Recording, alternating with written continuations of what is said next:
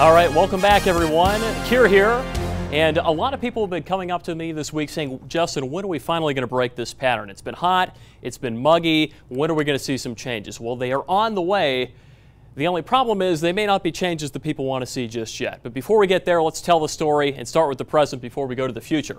You can see some of the temperatures outside right now, still very warm, and you factor in some muggy conditions as well. And quite frankly, some locations might be a little bit unbearable considering the time of night. You can see over in Leesville, we're currently at 75 degrees after a high of 87, but it looks like the winner on the board today, Pelion, with a high of 93 degrees, currently at 77.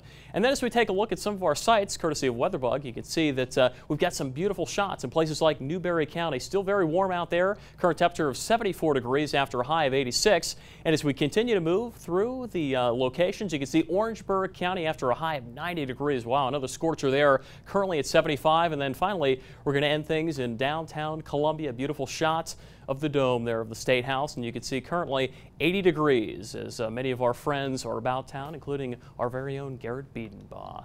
But the big question remains, when are some changes headed our way? Well, you can see that the stage is being set by Mother Nature here.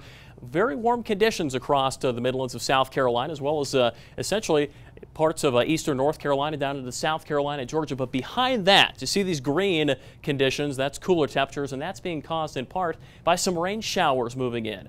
And as those rain showers continue to push towards the Midlands of South Carolina, you can see some weakening there. We've got a frontal system headed our way, which is going to be pushing in a little bit of additional moisture. So even though we might see some temperature decreases, it's still going to feel a little bit on the muggy side. Now, while things were still warm and muggy here, we did have activity across the United States that was a little bit of a different variety. Some thunderstorm activity in places like Arklatex. We're talking about Arkansas, Texas, and Louisiana. Also all the way up to places like up to Kentucky and Tennessee today. And you can see some of the thunderstorm activity essentially moving for the most part in an easterly direction, bringing with it a couple of showers for the upstate. We did have a couple of reports of some tree limbs down in places like Union County, headed towards the Rock Hill area in York County. Now, what does the future hold in store? That's what everybody wants to know. We've got a big holiday weekend here with Mother's Day.